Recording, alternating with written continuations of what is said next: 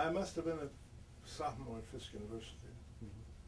And one of the exciting things about the academic year was that at a certain point, James Weldon Johnson would arrive.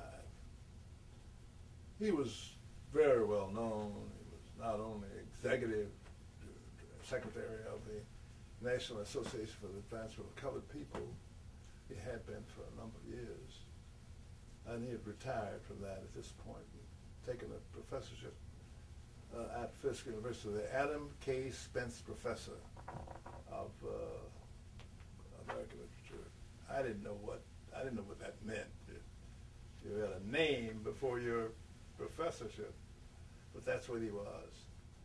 And as the time came for him to arrive, we could all get excited because his maid and his chauffeur would arrive first, get the house ready that had been built for him, and prepare everything.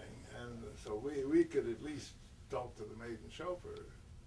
The Grace Nail Johnson, princess of a woman from Harlem, where her father was a great real estate dealer, and James Weldon Johnson, very epitome of the well-turned-out man on Fifth Avenue and Madison Avenue,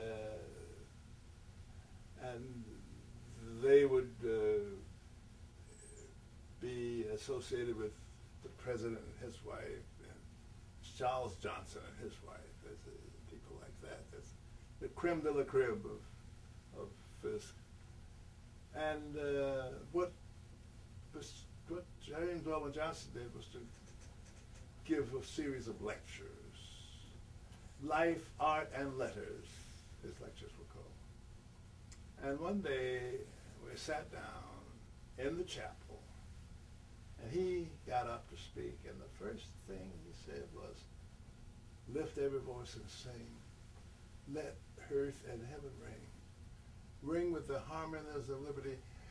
And all of a sudden I said, "Oh, he wrote it. That's the Negro National Anthem, it's called. And this is the man that wrote it." And he was reciting it. You know, it was a marvelous moment of historical realization.